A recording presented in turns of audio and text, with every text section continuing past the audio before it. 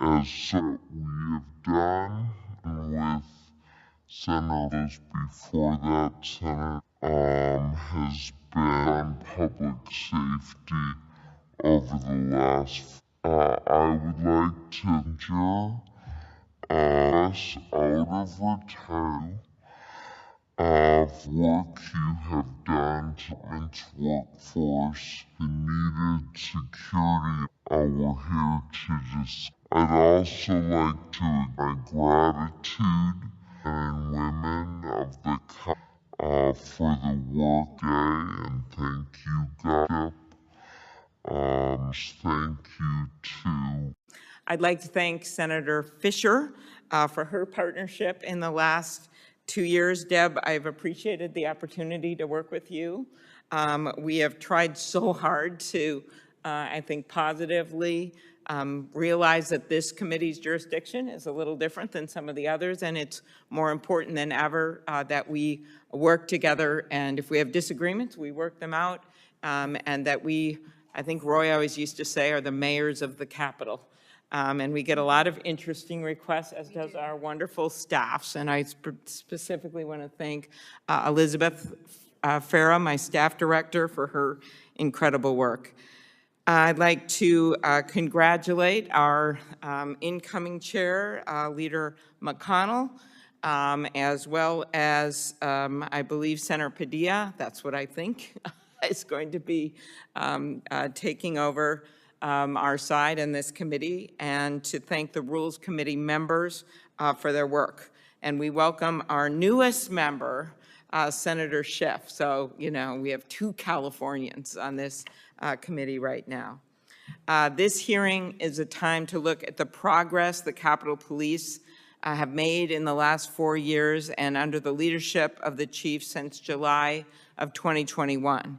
In that time, the department has made necessary enhancements impacting all aspects of its work, including many recommendations in the original bipartisan security report that came out of this committee, as well as Homeland Security. It was a work of, I would say, a lot of hard work of staff and a lot of willing to compromise on behalf of Senators Blunt, Senators Peters, and Portman, and myself. Coming out of those recommendations is the legislation that I led with former Senator Blunt, which is now law, to allow the Capitol Police to immediately request assistance from the National Guard in an emergency. Critically, the department has greatly improved under Chief Major its handling of intelligence and how it shares information with rank and file officers, including by creating a centralized intelligence bureau, prioritized operational planning by requiring plans for all large-scale events, and taken steps to ensure officers have the training and equipment to do their jobs. Notably, all 103 recommendations that the department's Inspector General issued in this series of reports after January 6 have now been implemented. I can't tell you how many times. I think we've had 8 hearings on oversight of the police. We have gone through the 103 recommendations and gone through the numbers, and I truly appreciate the public transparency and accountability. We also had with Congressman Stiles the first joint oversight hearing since 1945 of the security in the Capitol. And so we're really pleased with that as well, and your responsiveness, as well as the Sergeant at Arms Gibson. Here are some other examples of what this progress has looked like over the past 4 years. We know we have challenges, but I do think it's important to acknowledge the progress.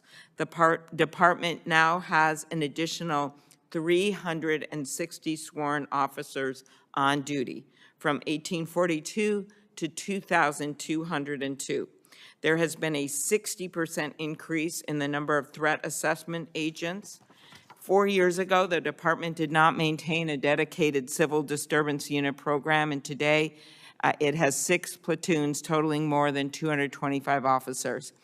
And while only 25% of officers had access to riot gear on January 6th, something we will never forget, locked on a bus, now every officer has this equipment.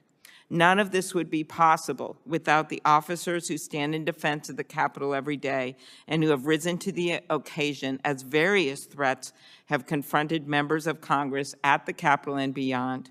In recent years, these men and women have worked significant overtime, had vacations canceled, family events canceled, while the department worked to add more officers. We thank them deeply for their service. I commend the Chief's commitment to ensure the department has the personnel it needs, including offering hazard pay, retention bonuses, and tuition support, and for exceeding the goal of hiring 280 additional officers this year. That was the goal, but instead hired 315 officers. And thank you again, Gus, for being such a strong advocate for the officers. I know there are always disagreements. We're well aware, but at the same time, you have also been an advocate for hiring and for the benefits for the officers. We owe it to these officers to show them that they have our full support. This includes continued funding for the Howard Liebengood Center for Wellness, and I would like to recognize the dedication of Dr. Serena Liebengood, the widow of Officer Howard Liebengood, or Howie, as he was known by so many of you, the 15-year veteran of the department who tragically died in the days after January 6th and for whom the center is named. Since its founding, the center has started a chaplain program, created 24/7 support resources, and trained over 50 officers as peer support specialists. At the same time, we look at all of the good work that's been done. We must be clear-eyed about emerging demands on the department's expanding operations that we need to confront head-on. In addition to the security challenges we have seen here at the Capitol, there has been a disturbing and unprecedented rise in threats targeting members of Congress from both parties, and the ongoing volume and severity of those threats has posed new challenges for the Capitol Police and local police departments across the country. The department reported over 8,000 of these threats just last year, and we expect to exceed that this year. This is 4 times over the number that we have received in not that far away years of the past. Members have been targeted with bomb threats, subjects of cyber attacks, had their homes swatted, and more. We must keep striving to ensure the Capitol Police can respond effectively to risks to member safety, including prioritizing hiring of additional threat assessment agencies and building on efforts through the department's field offices and agreements with local law enforcement to ensure members are safe beyond the Capitol complex. Finally, as we look ahead, I know work is well underway to prepare for the events that will take place at the Capitol, the joint session of Congress, to certify the results of the election on January 6th this coming year, and also, of course, the inauguration that Deb and I are working on together with the Joint Inaugural Committee. Both events have been designated as national special security events, which will provide federal agency resources to support the Capitol Police. While we won't get into law enforcement details today, it is crucial that the department is ready to support these events and are at the very heart of our democracy, and I look forward to hearing the Chief's comments on these efforts. Before I turn it over to Senator Fisher, I would like to make a few remarks to recognize what we have gotten done on the committee in the last few years, even beyond the major law enforcement changes and the hiring of Chief Major. What may be our most lasting contribution to the Senate and the country will be on display next month when we convene to certify the results of the election in line with the significant reforms to the Electoral Count Act, which passed in this committee on a bipartisan vote of 14-1 and will ensure the will of the voters prevails in this and in future elections. And we will do so with key security improvements in place, thanks in large part to Chief Major and Sergeant-at-Arms General Karen Gibson. Beyond this work, we passed bipartisan legislation into law. I've led this bill to improve accountability and empower Congress to appoint and remove the architect of the Capitol. That was a major change. The president had always been able to do that.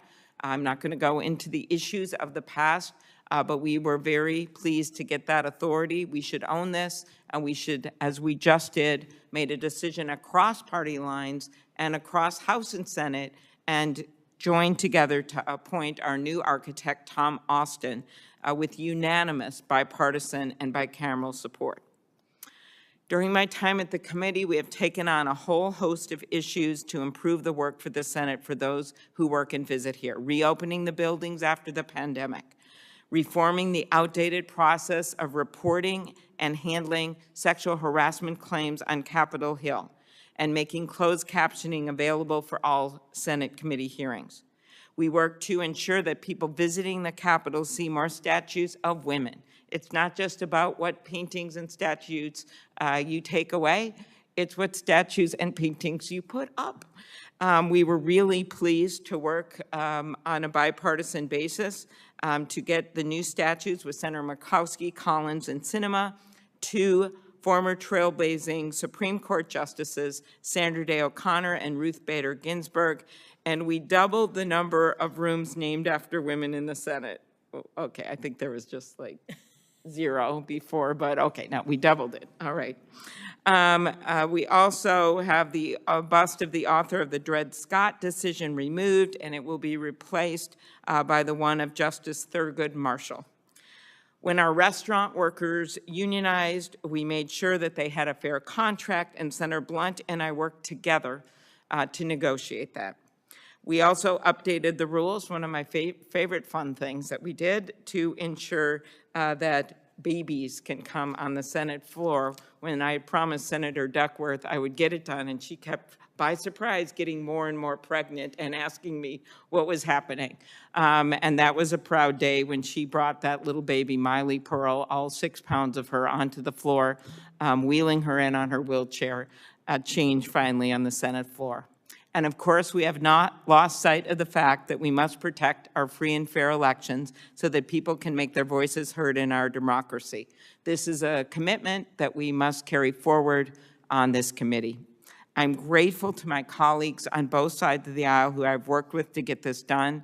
I especially want to thank Senator Fisher and her great staff, and look forward to working with them in whatever capacity in their new jobs. And I want to thank her very much for her leadership as well. Thank you, Deb. Thank you. Thank you, Chair Klobuchar, for holding this hearing with the United States Capitol Police, particularly as we reach a time of multiple high-profile events taking place on our Capitol campus. The Rules Committee has jurisdiction over the day-to-day operations of the Senate and the wider Capitol complex. One of our most important duties is working with the Capitol Police to support their efforts to keep our community safe for our members, our staff, and our visitors. We owe a debt of gratitude to the dedicated officers who have sworn to protect us, and I'm thankful to Chief Manger for his leadership. The Capitol Police's duties are broad, from patrolling the Capitol complex to providing security details to members as they travel across their districts and the country. As such, they face unique challenges as a law enforcement entity, and I am eager to learn more about how they approach their mission. This committee has heard from Chief Manger about staffing shortages in the past, but I am encouraged by recent recruiting levels, as it seems that the department is on track to near their currently authorized maximum employment levels. As the Capitol Police progresses beyond its staffing shortages concerns, it will be important to address other issues that are facing the department. I hope to see a focus on developing clear communications with the congressional community, especially as the department looks to utilize new technologies to keep our community safe. We continue to see ever-rising threats against elected officials, their staff, including recent abhorrent bomb threats against cabinet members and nominees. I encourage the Capitol Police to continue its relationship-building efforts with state and local law enforcement and to support collaborative efforts that keep people safe in their home districts, as well as here in Congress. As we approach the start of the 119th Congress, the Electoral College vote count, and the presidential inauguration, it is imperative that the Capitol Police balance individuals' First Amendment right to free speech with keeping the Capitol complex safe so that members of Congress can fulfill their constitutional duties. It is more important than ever that the Capitol Police remain a dynamic force, able to adapt to new and emerging threats, as well as persistent difficulties. Chief Manger, I look forward to hearing more about how you and your agency plan to meet the needs of this community as we move into the beginning of a new Congress. Finally, today, this will be my last hearing as Rules Committee ranking member. I'm grateful for Senator Klobuchar's partnership and friendship. I've enjoyed working these past few years to make this institution a better, safer place for all of our members to do the people's business. But I am especially thankful for my staff, without whom none of our work would have been possible. Jackie, Nicole, Allison, Sophie, Casey, and Chris, thank you for your professionalism and your tireless work. In the months and years to come, I look forward to continuing our work to safeguard this institution that we all hold so dear. Thank you, Madam Chair. Thank you, Senator Fisher. Okay, any other comments before we go with the chief? Okay. Something real quick. Yeah. I just would like the opportunity to say thank you to both of you. I mean, the way that you have chosen to lead this committee has been a model for how you do things, how you tackle really hard things in a bipartisan way. And so thank you for the way you've led, for your team, who we know does the hard work. Thank you for making sure that we could have a successful tenure here in this Congress on the Rules Committee. And I would be remiss if I didn't say, Chief Manger, thank you for what you do and the men and women who serve in the Capitol Police. Not only safeguarding our Capitol complex and making sure that the people who work here and visit here can do so safely, you all leave the safety of your home every single day so that we can return to ours. And you ensure that this is a place where work can get done for the American people. But the men and women who serve don't just serve as an institution and pillars of safety. They have become our friends and our family as we walk the halls and we come in and I see Officer Burke coming in out of the garage or whatnot. Or this week, they've been giving me a really hard time about Alabama not making the college football playoffs. So some sparring has been going on as well. But just know that we stand with you and we are so grateful for what you do and anything that we can do to help you elevate your game or the men and women who serve under you, count us in. Thank you. Thanks, Senator. Senator Padilla. Yes, thank you, Madam Chair. I, too, want to take a moment to reflect on the hard work that the committee has done and all that the committee has accomplished under your leadership. I recall, it seems like so long ago, but in 2022, when we passed the Electoral Count Reform Act, which you referenced earlier, truly landmark legislation that modernized and secured Congress's process for counting the votes for president. We worked together to also introduce the Freedom to Vote Act with all of our colleagues on this side of the aisle, which seeks to make our elections not just safe and secure, but as inclusive as possible as well. As we're doing today, we've conducted oversight of the Capitol Police, but not just the Capitol Police, the Smithsonian, the architect of the Capitol, and more. And that doesn't even begin to describe the work that you do behind the scenes to help keep the buildings functioning and the many employees that work at the Capitol running so that Congress can do the people's business. So I can go on and on. Just wanted to take a moment to thank you, Senator Klobuchar, for your tireless efforts and leadership of the committee.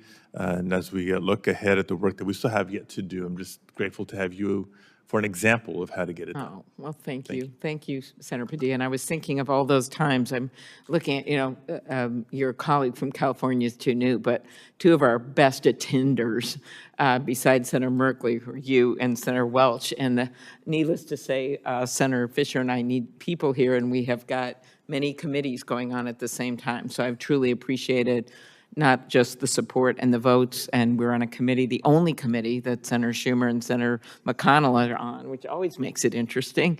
But you have really been a great leader on this, and I'm looking forward to handing over the reins on our side to you. So thank you.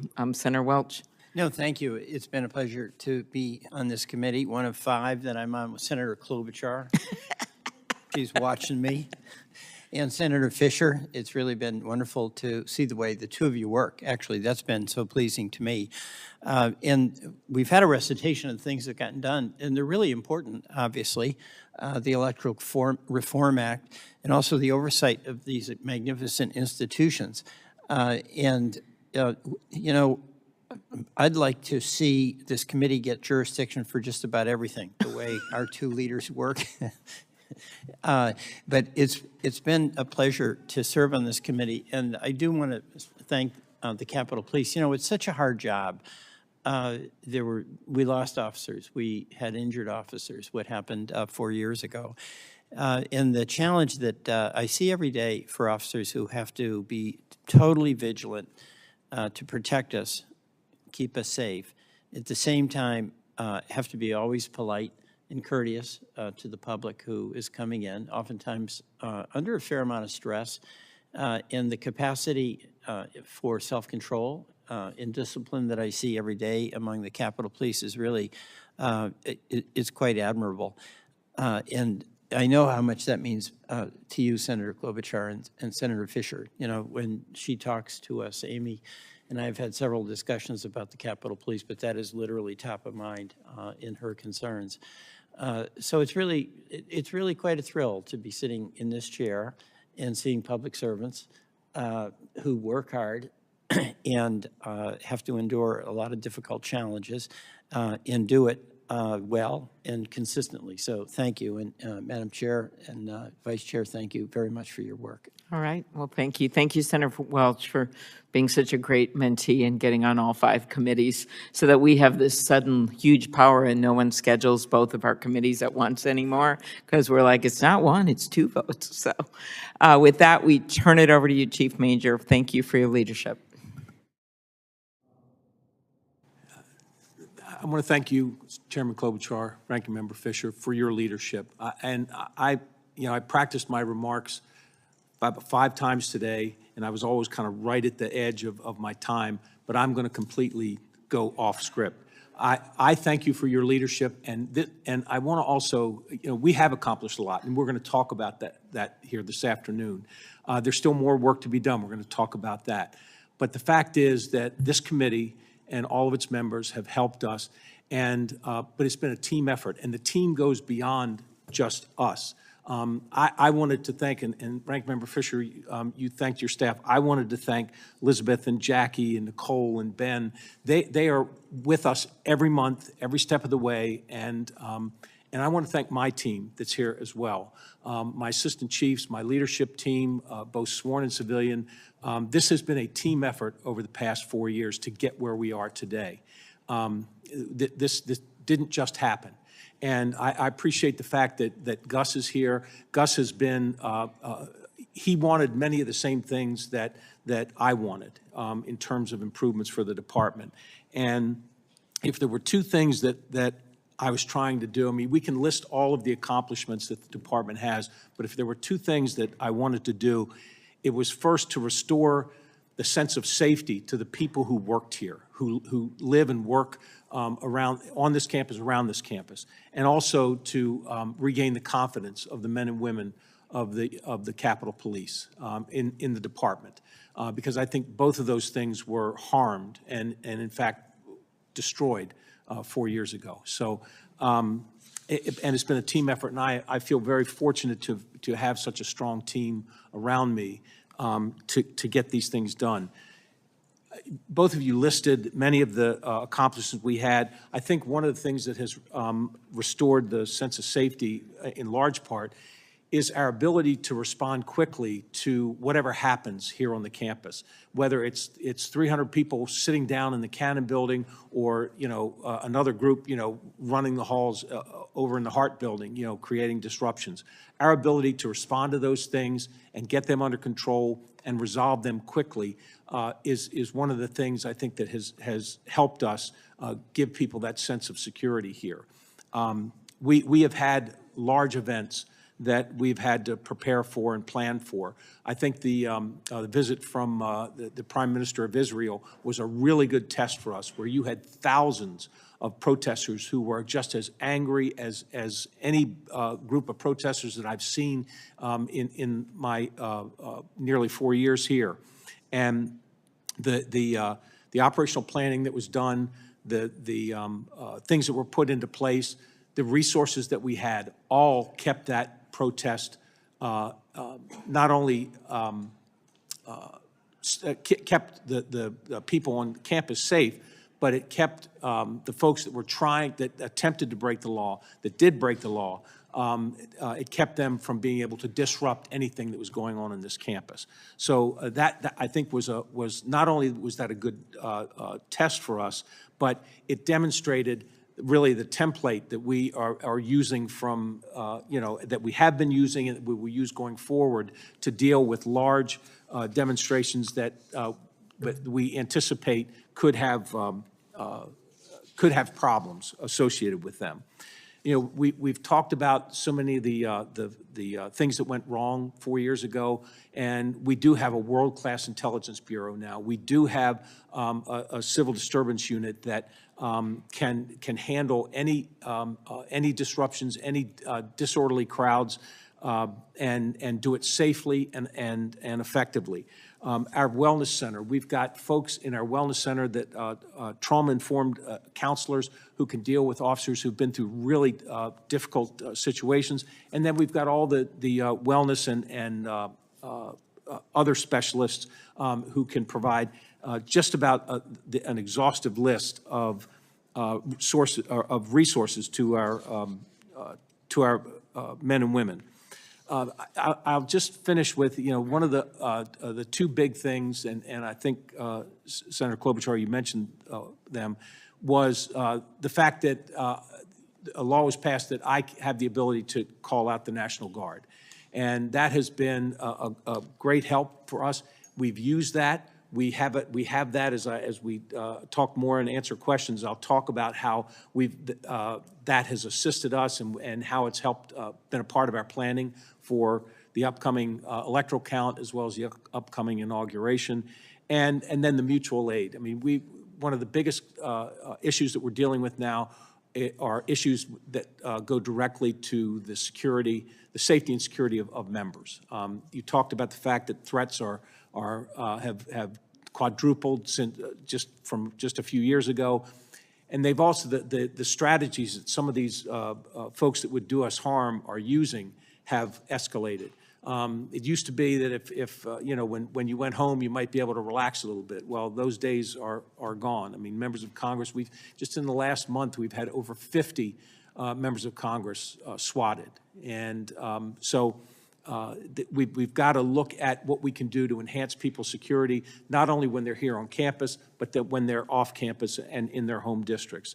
And the ability to have this mutual aid and to be able to reimburse local departments for their assistance has allowed us to do so much. And I thank you for that, because without that, I think we wouldn't be able to do half the things that we're able to do now. So there's a lot. I know you all have questions, and there's a lot more that I can talk about, the improvements that we've made, but I will turn it back to you for questions. Okay.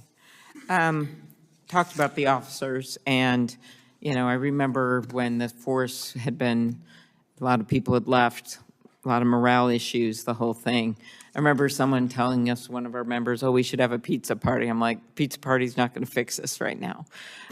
Could you talk about how you've managed to exceed your goal of 280 new officers a year this time? What are the most effective tools for recruiting, retaining officers? So key, as you know, local departments are having issues all over the country, from small rural areas to big metropolitan departments. And we still know we need to hire new officers here. I just want to get your views as a law enforcement leader on what we can do better. So one of the things that really got us jump-started was the fact that there were changes made in our salary structure, and we have a very competitive starting salary. So that certainly gets people's attention. Then you look at our ability to give retention bonuses, which we've done. That has kept our retention rate lower, as well as gotten more people interested in the Capitol Police. We have other benefits like the student loan repayment program, but I think what really gets people's attention and gets people here and wants them to stay here is the fact that we've got so many opportunities here. To be able to look at career advancement through promotions, to be able to say, well, I want to be a canine officer, I want to be a motor officer, I want to be a dignitary protection agent. There are so many different opportunities within the department for folks that I think that's a great attraction to bring people here, and we've been very successful in being able to get folks here and keep them here. Right, so I know the department has taken significant steps to address the equipment shortage, also maintenance of equipment. I think our report found that 75% of the officers on January 6th defended the Capitol in their regular uniforms. They couldn't access riot shields. Some of them were locked on a bus. Obviously, you were not in charge back then. Can you talk about, or can you confirm that the department is fully equipped with the equipment that they need now for any kind of large-scale threats or demonstrations? Yes, I can confirm that.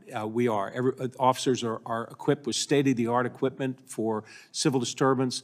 And it's great to have the equipment. It's great to have officers that are willing to do it. But it's the training, it's the practicing that we've done that really has our folks ready. I think there's a level of confidence in our officers, especially our CDU officers, that they're ready for anything, and that when they're really being tested, they'll look to the left, they'll look to the right, and they'll see that they have adequate resources, adequate people there to accomplish whatever we need to accomplish in keeping this campus safe. And they have the equipment, the training, the less lethal, which was an issue 4 years ago, less lethal munitions. All of those things have been addressed, and we are ready to go. Mm-hmm.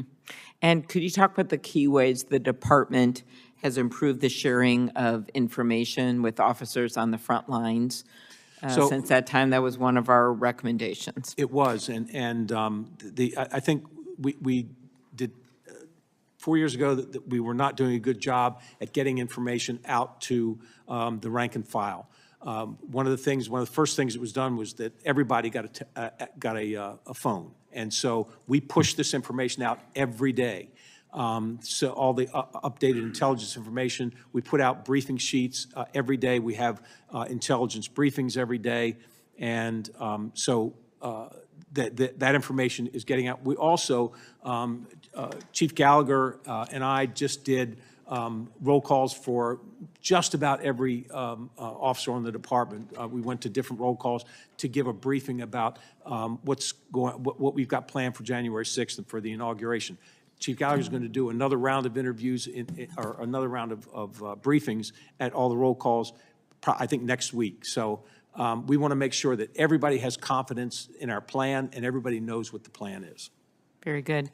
Just quickly, my last question, turning to member security. I know you rely on partnerships with local law enforcement. Your testimony mentions the department's new Protective Intelligence Operations Center to enhance the department's ability to respond to threats.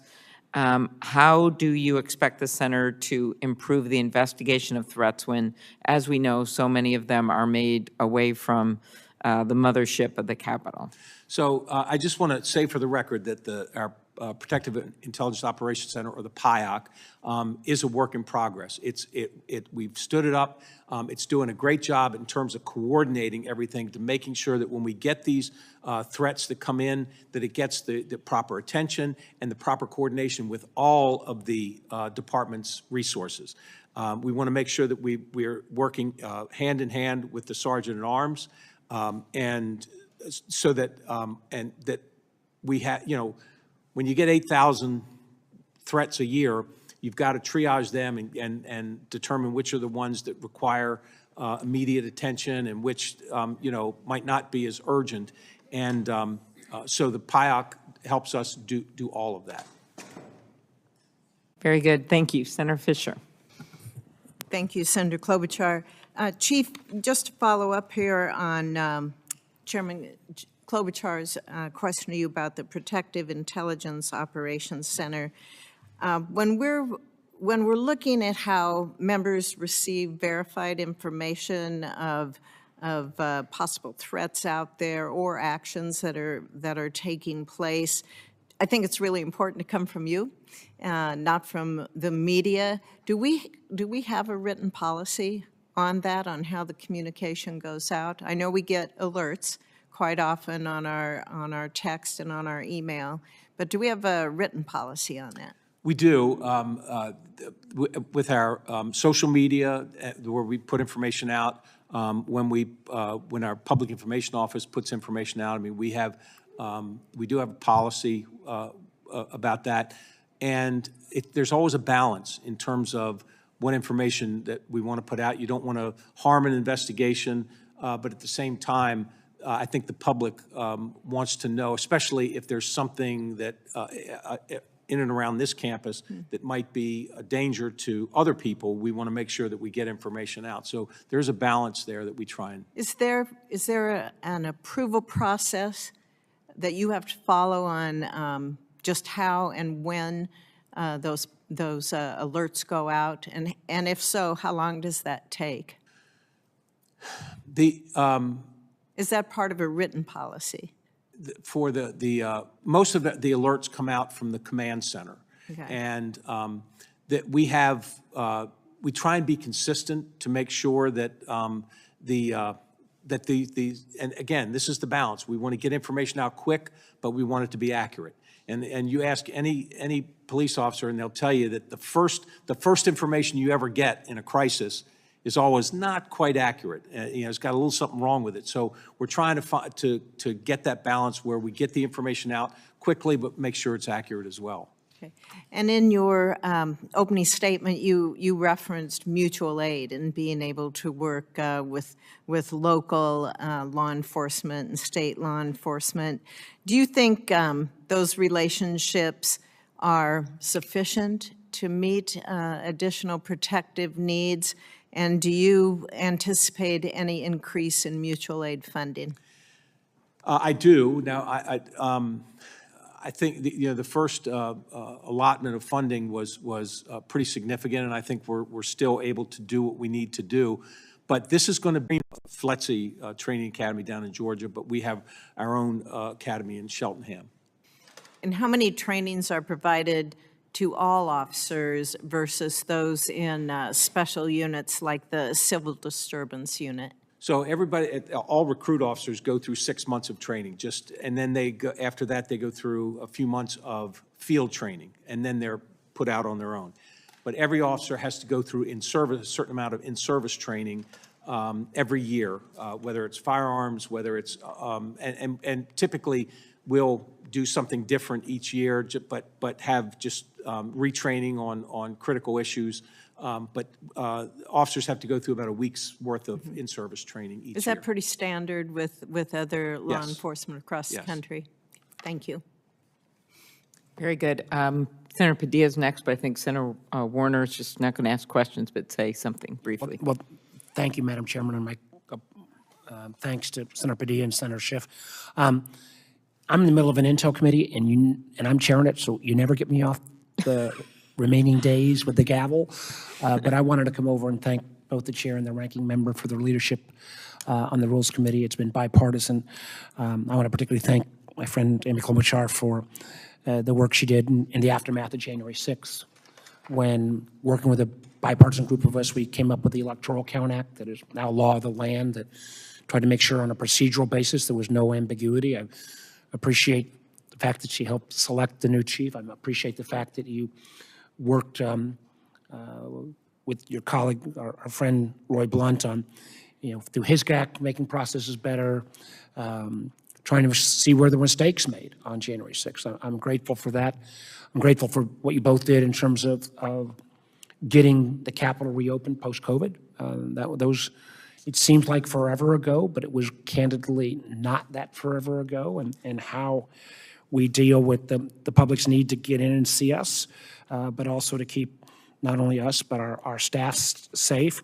And I also just, this is not a committee that always gets a lot of attention, but for so many of the ways that the members and their staffs operate, Senator Klobuchar, you've always been an advocate for making sure that folks are treated fairly, and that we try to, in a challenging circumstance, do our jobs better, but also do our jobs safer.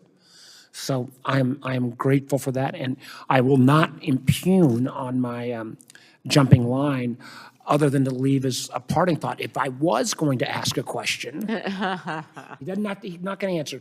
It would just be, and Chief Manager and I went through, we went through hell and back with the sniper back 20 plus years ago when he was in Fairfax and I was the governor. But I'm still astonished that more folks' heads aren't exploding around Salt Typhoon, where the Chinese are into our telecom networks on a cyber attack, and candidly have the ability to listen to every one of us on a real-time basis. And my hope is, Chief, and I'll get another time that you can get me the answer, it's just how do we make sure our cyber protections are better? And I can assure you, they have gone after not just members, they've gone after staff.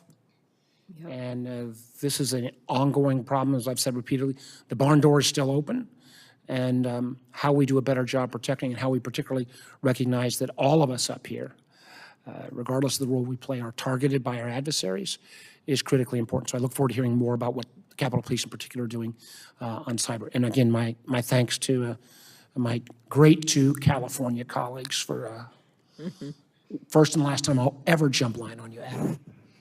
Okay. I didn't believe that. Very good. We'll make sure he answers on cyber later, but thank you, Senator Warner. Senator Padilla.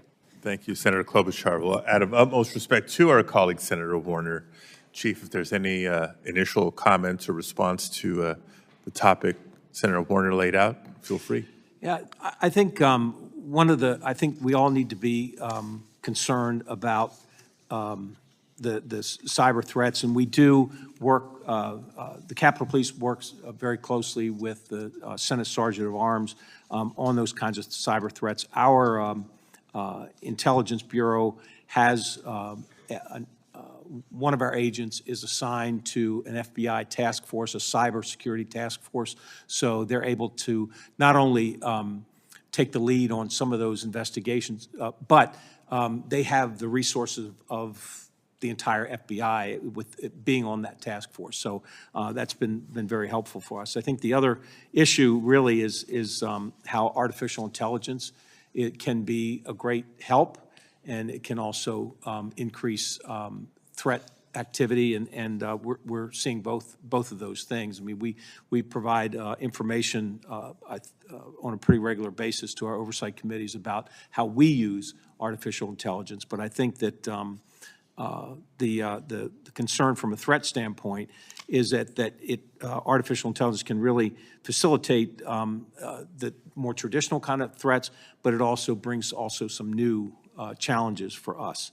And just having bad actors, the ability to more easily generate and disseminate propaganda, oftentimes using it to get their followers all geared up, for on some issue. It is a real concern for us, and it's something that I think all of law enforcement is really struggling with at times, because as quickly as we sort of get up to speed on one challenge, then there's something brand new. And I think that this committee and members of Congress in general certainly are aware of how disinformation can harm, and especially with the people's ability to use a member's likeness, that disinformation can be used really maliciously, and that's a huge problem for all of us. Well, as technology continues to evolve, I think this conversation will continue to evolve. So we'll put a pin in that and say it's to be continued. I want to preface my next question with a little bit of context. My career started in local government. I've served in state government, and now I'm here at the federal government. So while I appreciate the uniqueness of the mission for U.S. Capitol Police, right? This is our nation's capital, and all that you do, not just to keep members safe, staff safe, visitors safe, because this is the people's capital after all. I want to spend a moment on some of the fundamentals that I think are consistent across police departments and agencies, large and small, urban, rural, across the country. We can engage in conversations about use of force or patrolling issues, investigation and technology issues, information sharing, and community-based policing initiatives and beyond. None of that is possible without a strong, reliable police force. And so from my early days, I knew the importance of recruitment, retention, and morale of the rank and file. You've described in your testimony, your written testimony, the difficulties with recruitment, retention, morale during the COVID-19 pandemic, and certainly the unique challenges posed by January 6th of a few years ago. You spoke earlier briefly about some of the improvements on the recruitment side, given salary levels, changes to benefits, et cetera. Can you speak for a minute on the retention side, what's working, what's not working, how we doing, and on the morale side, what's working, what's not working, how we doing?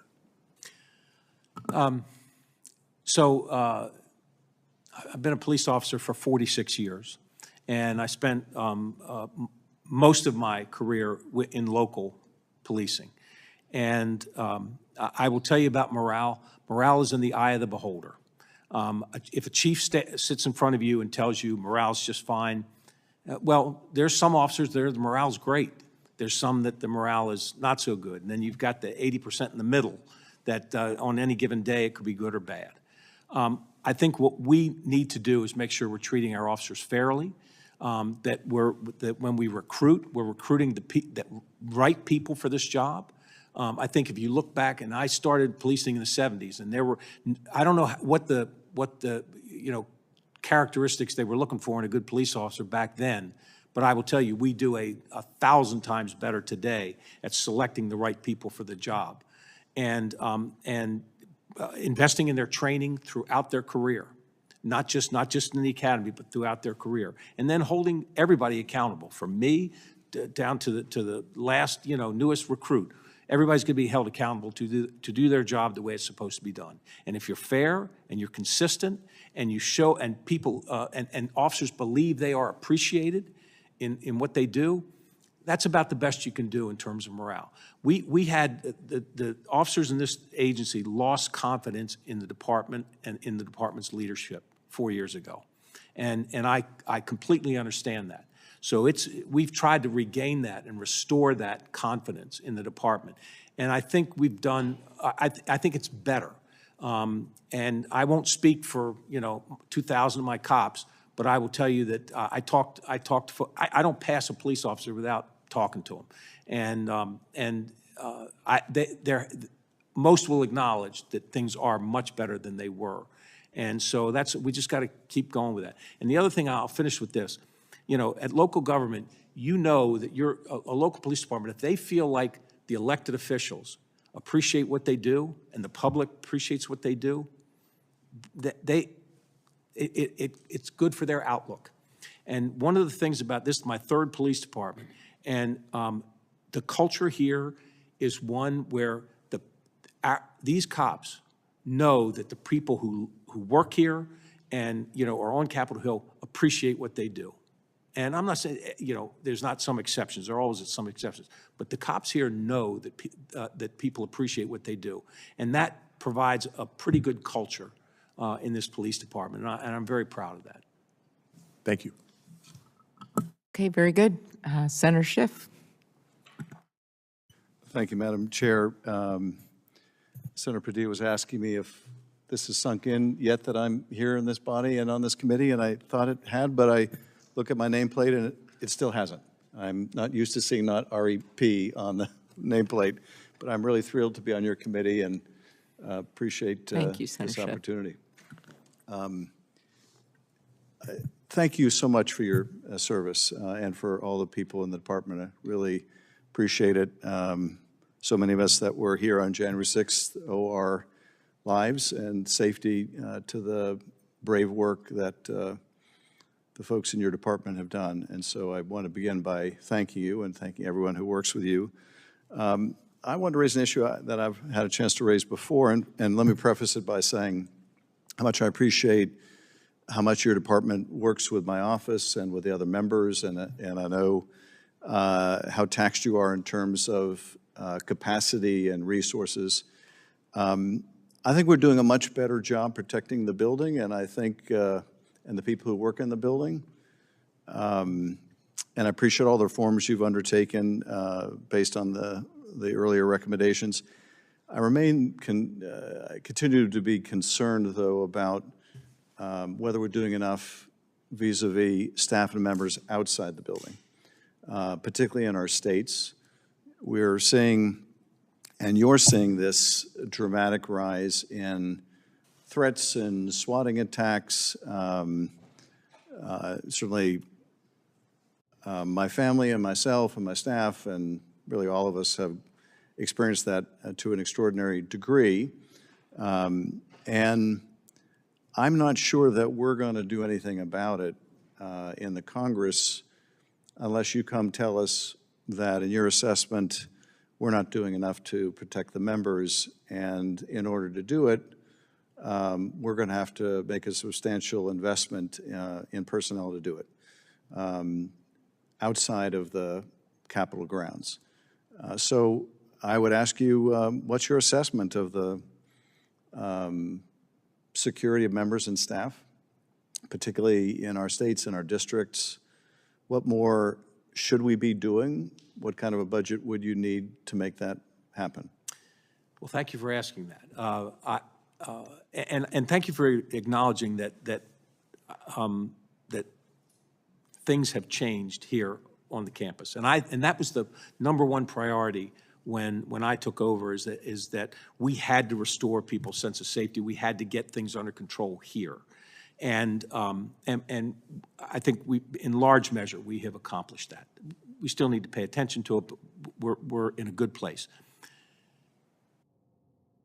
Who knew that threats would go through the roof, the number of threats? Who knew that the tactics that folks that want to disrupt the lives and disrupt the work of members of Congress would do, would result in people, having, 50 people swatted in the last month, had people disturbed in the middle of the night in their homes because there's people out banging on pots and pans, and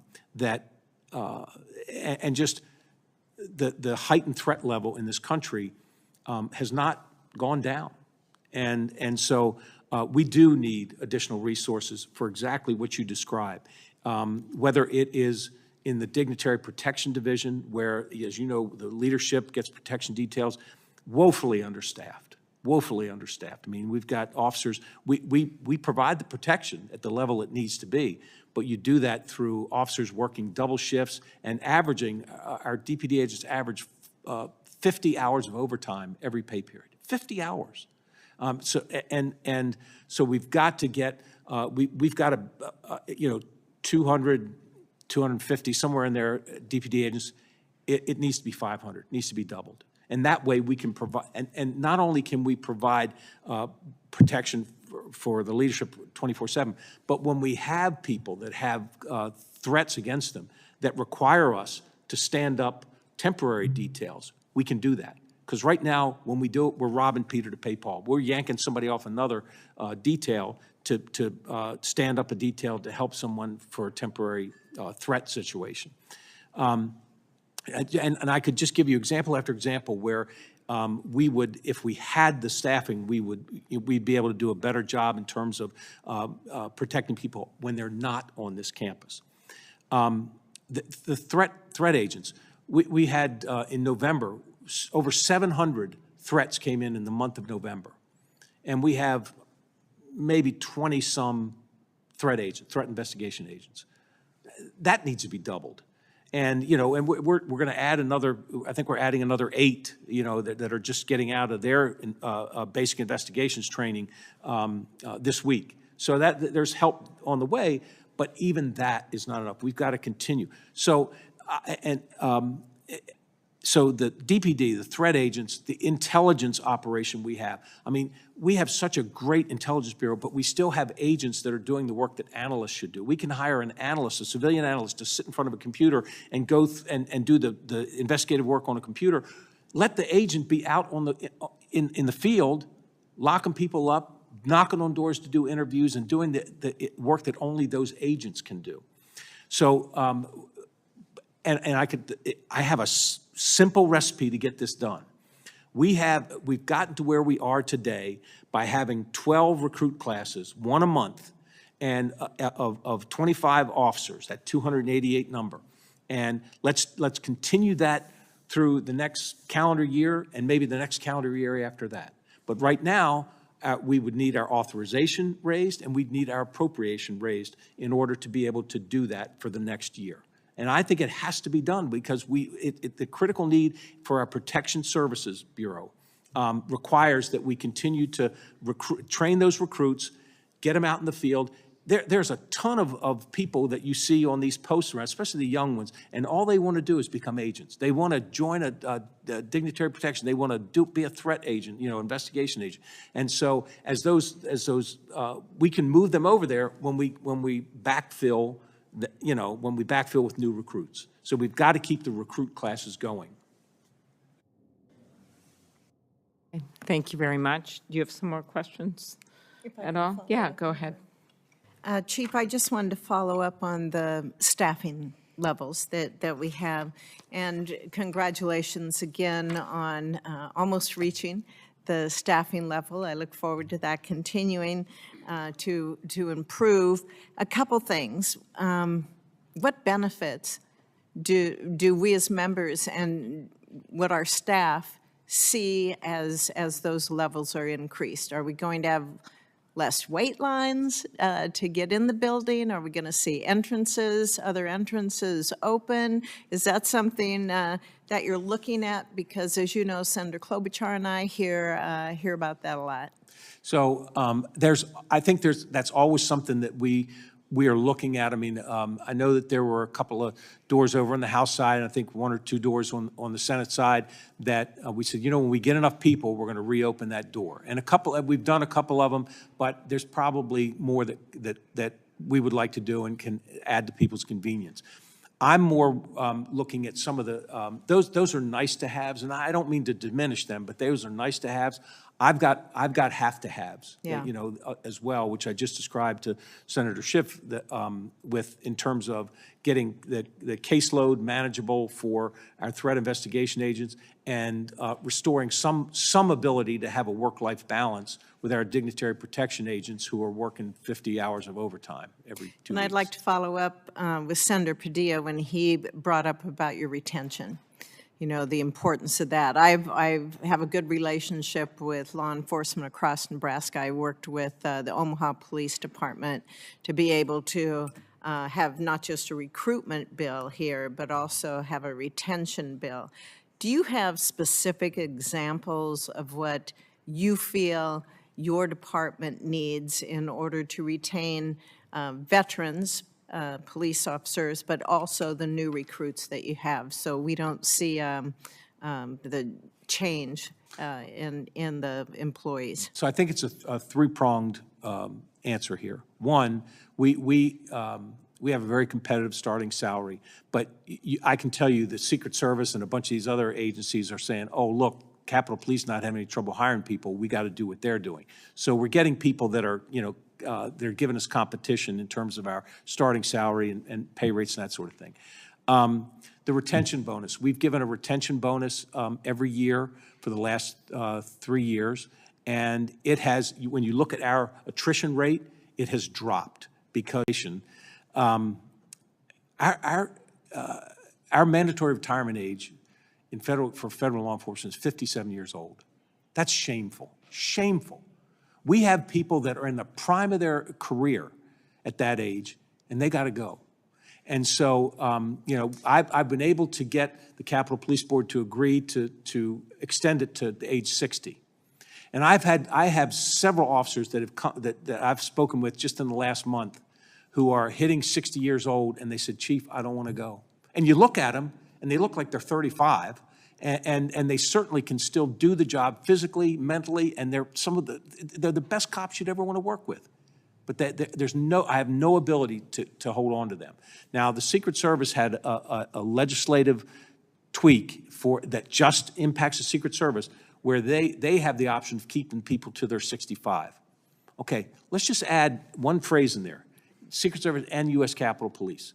And I don't know that everybody's going to stay till 65, but I know there's some that would. And oftentimes, they're some of the best cops that you have. Thank you.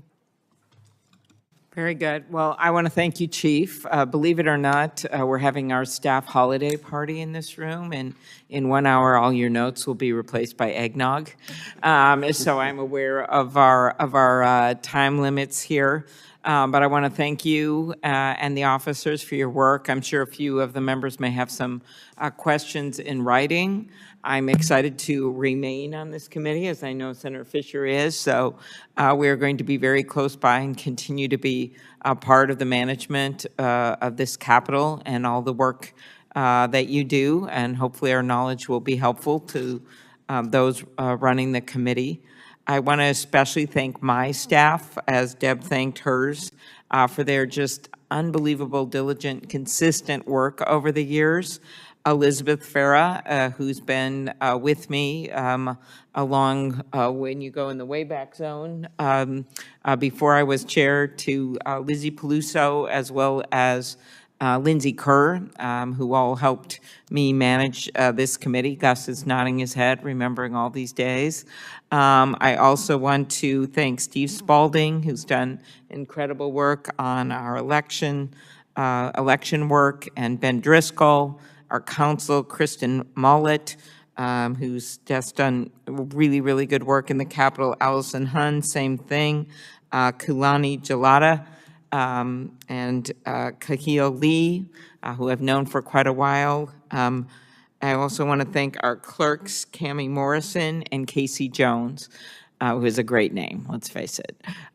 So thank you to all of them for their work, as well as the rest of the Rules Committee staff, not just Deb's staff, but also the nonpartisan staff that works here that makes this Capitol work. And we're eager for what's to come, and it's not every job you can feel like, okay, we left this in a better place than when we came in. But because of your good work and all the officers, we firmly believe that, not only with law enforcement, but also with a number of other things that came under our jurisdiction in the Capitol. And we did it without a lot of fanfare or fights or public humiliations, which seem to go with the work of elected officials these days.